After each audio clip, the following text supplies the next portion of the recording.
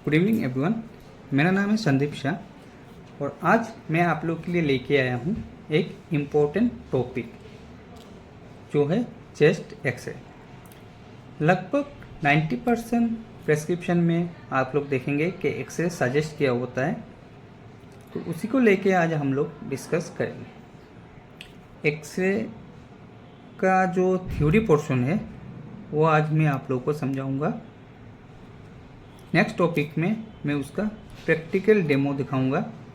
उसके next chapter में जो चेस्ट में जो अलग अलग टाइप के बीमारी होते हैं वो डॉक्टर चेस्ट एक्सरे देख के कैसे पता लगाते हैं कि चेस्ट में क्या प्रॉब्लम हुआ है।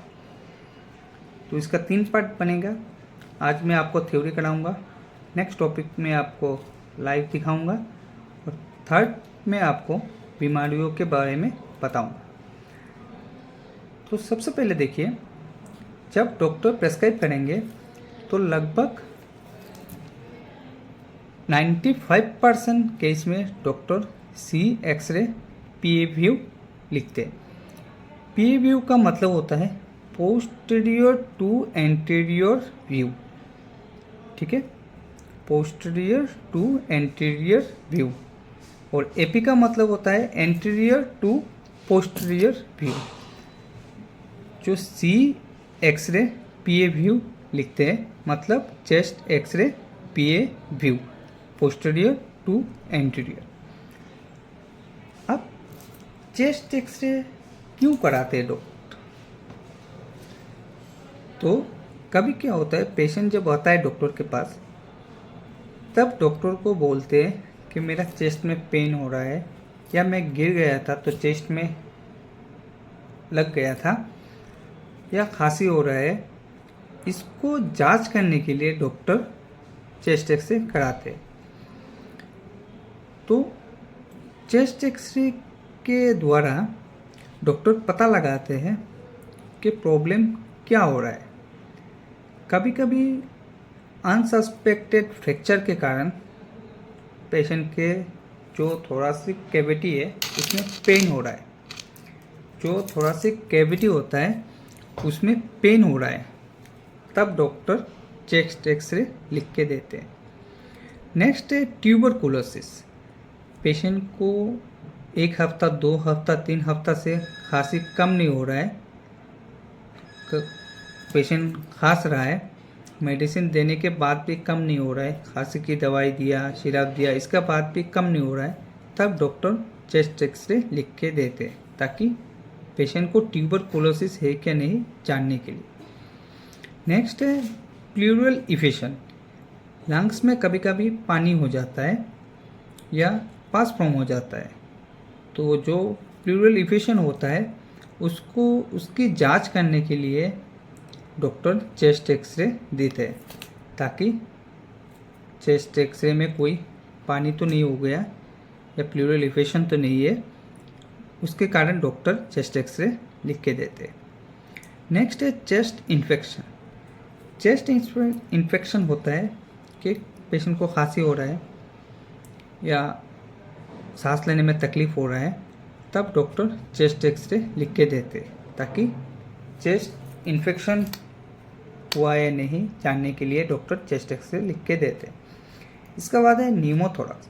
न्यूमोथोरक्स होता है अगर किसी कारण, इंजरी के कारण पेशेंट का लंग्स कोलैप्स हो गया है तो उसको देखने के लिए डॉक्टर चेस्ट एक्सरे देते हैं। एक है ट्यूमर। कभी कभी चेस्ट में ट्यूमर हो जाता है, वो भी खास जब चेस्ट में ट्यूमर होगा तब भी पेशेंट को खांसी आएगी, सांस लेने में तकलीफ होगा, तब भी डॉक्टर चेस्ट एक्सरे आपको सजेस्ट कर सकते हैं। और एक नॉन ट्रॉमेटिक पेन, मतलब अचानक चेस्ट में पेन हो रहा है, लेफ्ट साइड, राइट साइड, बीच में कहीं भी पेन हो रहा है, तब भी डॉक्टर आपको चेस्ट एक्सरे करने का सलाह देते। अब थोरासिक कैविटी में क्या क्या आता है, जो हम लोग एक्सरे लेते हैं उसमें क्या क्या आएगा, तो उसमें सबसे पहले आता है clavicle bone, lungs, trachea, ribs, heart, sternum और डायफ्राम। ये सब कुछ एक चेस्ट एक्सरे में दिखाई देते। तो अब थोड़ा सी कैविटी के बारे में जान लेते। थोड़ा सी कैविटी में जो थोड़ा सी कैविटी है उसमें जो लंग्स या हार्ट है उसको प्रोटेक्ट करने का काम करता है हमारा रिब्स। जो चेस्ट में रिब्स बना होता है, जो बोन होते हैं, वो हमारे लंग्स या हमारे हार्ट को प्रोटेक्ट करते हैं। तो अगर हम लोग काउंट करेंगे तो 12 पेयर रिब्स होते हैं और 1-2 करके हम लोग काउंट करेंगे तो 24 रिब्स होते हैं। 12 पेयर या 24 दोनों ही सही है। 12 पेयर का मतलब ही होता है 24, ठीक है। अब रिब्स तो हो गए।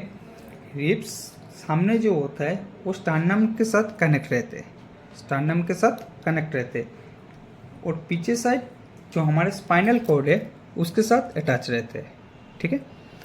रिब्स सामने जो स्टर्नम आता है, बीच में जो स्टर्नम होते हैं उसके साथ कनेक्ट रहते हैं, और पीछे स्पाइनल कॉर्ड के साथ कनेक्ट रहते हैं। अब नेक्स्ट आता है लंग्स। लंग्स के 2 पार्ट होते हैं, एक राइट साइड, एक लेफ्ट साइड। इस भाग को बोलेंगे राइट लंग्स, इस पार्ट को बोलेंगे लेफ्ट लंग्स। जो राइट लंग्स होता है उसके 3 पार्ट होते हैं। जो राइट लंग्स होता है उसके 3 पार्ट्स होते हैं। सबसे ऊपर होता है अपर लोब्स, बीच में होता है मिडिल लोब्स, नीचे होता है लोअर लोब्स। लेफ्ट का जो लंग्स होता है इसमें सिर्फ 2 ही पार्ट्स होते हैं, एक है अपर लोब्स और नेक्स्ट है लोअर लोब्स, ठीक है। बीच में हार्ट रहेगा, एक क्लेविकल बोन रहेगा, इसमें आता है, और यहाँ पे डायफ्राम होता है, उसका इमेज भी आता है। अब देखिए, जो हम लोग पेशेंट को एक्सरे कराने के लिए जो खड़ा करते हैं तब इसको इरेक्ट पोजीशन में हम लोग कराते हैं। कौन सा position? Erect position. Erect position का मतलब होता है पेशेंट को स्ट्रेट करा के हम लोग इसका इमेज निकालते हैं। जब हम लोग इसके सामने एक्सरे कराते हैं तो इसके सामने एक इमेज का एक कैसेट लगा रहता है जिसको हम लोग इमेज रिसेप्टर बोलते हैं। तो इमेज रिसेप्टर जब लगाया जाता है तब पेशेंट का फेस इमेज रिसेप्टर की ओर होता है। मान लीजिए ये हम लोग का इमेज रिसेप्टर है, इसको जब चेस्ट में लगाते हैं तो पेशेंट का जो फेस होता है वो सामने की ओर रहता है, इमेज रिसेप्टर के सामने की ओर। जो रिसेप्टर लगाया जाता है वो हमारे रिसेप्टर से हमारा शोल्डर्स जो होता है वो 2 इंच ऊपर होता है, मतलब शोल्डर के 2 इंच नीचे हम लोग का इमेज रिसेप्टर लगाया जाता है, ताकि हमारा जो क्लेविकल बोन है, जो लंग्स का एपेक्स पोर्शन है, लंग्स के ऊपर के पोर्शन को हम लोग एपेक्स बोलते हैं, वो क्लियरली दिखाई दे सके। जब हम लोग पेशेंट को स्ट्रेट कराते हैं तब पेशेंट का जो दोनों हैंड होता है वो कमर में रखते हैं, ठीक है। इसका बाद पेशेंट को जब प्लेट के साथ जो रिसेप्टर के साथ हम लोग अटैच कराते हैं तब इसका दोनों शोल्डर रिसेप्टर के साथ टच होना चाहिए, ताकि जब शोल्डर टच होगा तो जो स्कैपुला होता है वो लिटरली चला जाएगा। तो लिटरली होने के बाद पेशेंट का चेस्ट जो होता है वो क्लियरली दिखाई देता है। इसका बाद क्लेविकल बोन जो होता है वो भी क्लियर दिखाई देता है। अगर स्कैपुला लिटरली नहीं हुआ तो इमेज जो लंग्स का जो इमेज आता है उस पर इफेक्ट पड़ता है। इसलिए शोल्डर को हम लोग इमेज जब रिसेप्टर होता है उसके साथ जब टच कराते हैं तो स्कैपुला जो होता है वो लिटरली हो जाता है, तब इमेज क्लियर आता है। अब जो हम लोग इमेज लेते हैं, जो बीम जो फोकस हम लोग डालते हैं, जो मशीन होता है वो हमेशा पेशेंट के पीछे साइड होता है, हमेशा पीछे से हम लोग उसको रे देते हैं, जो इमेज लेते हैं वो पीछे के साइड से ही लेते हैं।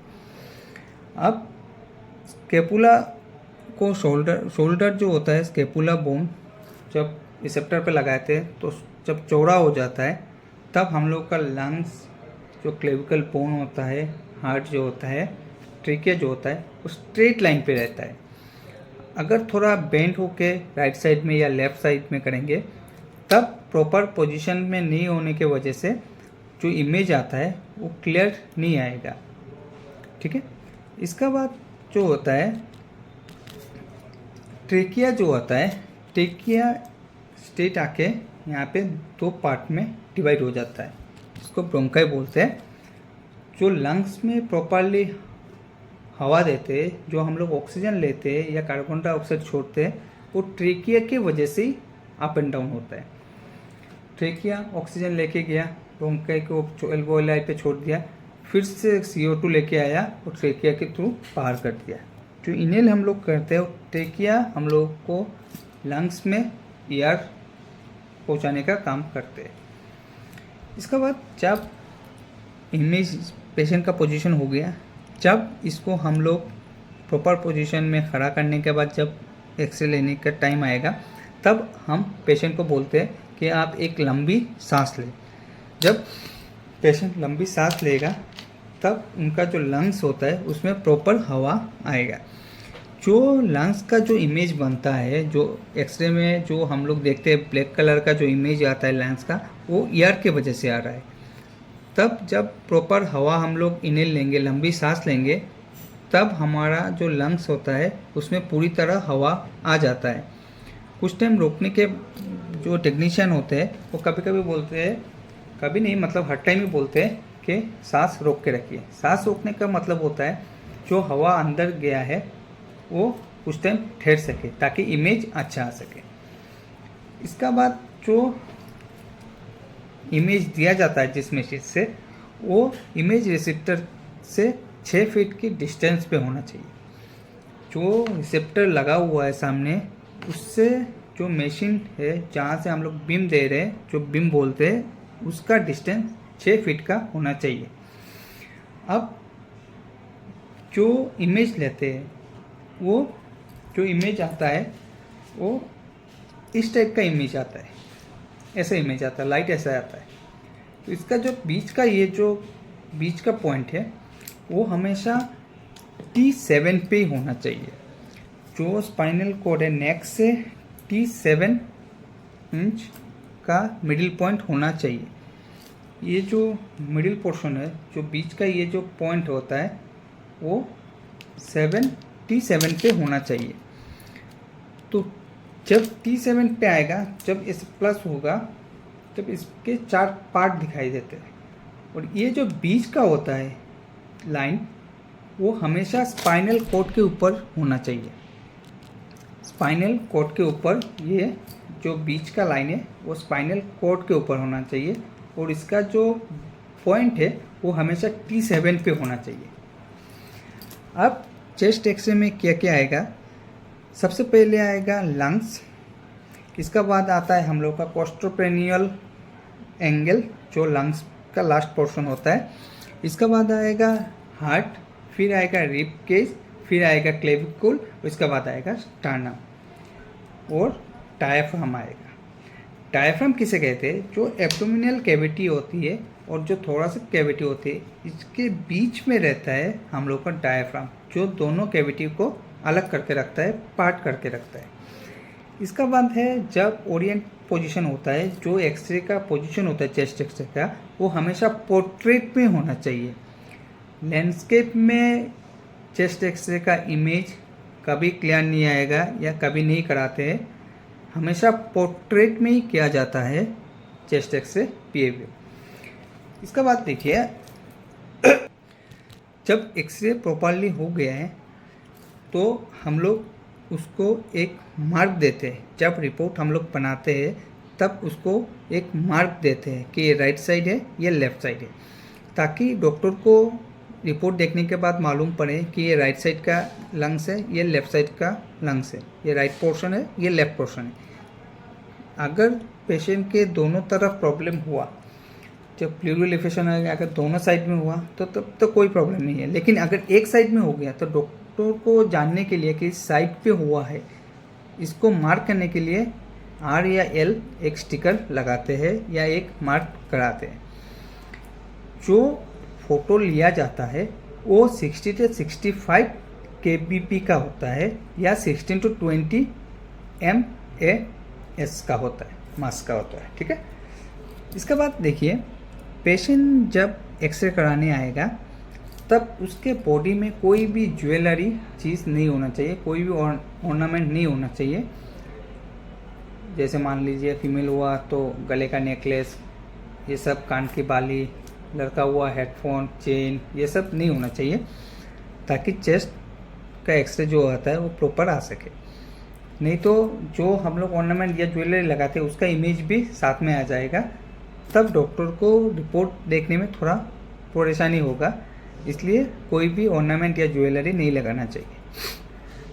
इसके बाद देखिए, जब कोई मेल पेशेंट आता है एक्सरे कराने के लिए, तब हम बिना कपड़ों के उसकी जांच करते हैं।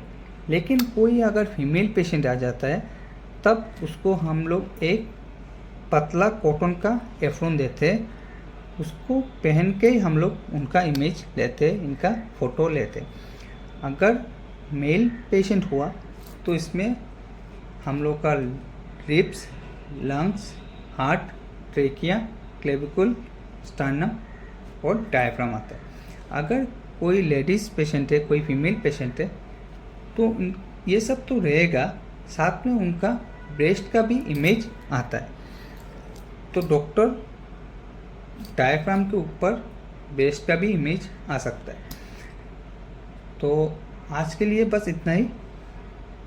नेक्स्ट टॉपिक में मैं आपको लाइव डेमो दिखाऊंगा किस तरह एक्सरे किया जाता है, और लास्ट जो या थर्ड पार्ट में मैं आपको चेस्ट के एक्सरे के बारे में या चेस्ट के कुछ बीमारियों के बारे में बताऊंगा कि चेस्ट एक्सरे का रिपोर्ट देख के डॉक्टर को कैसे मालूम पड़ता है कि कौन सी बीमारी हुआ है। चेस्ट में कौन सी बीमारी हुआ है, इसको देखने के लिए डॉक्टर चेस्ट एक्सरे का प्रयोग करते हैं। तो आज के लिए बस इतना ही। नेक्स्ट टॉपिक जल्दी लेके आऊँगा, तब तक के लिए जय हिंद।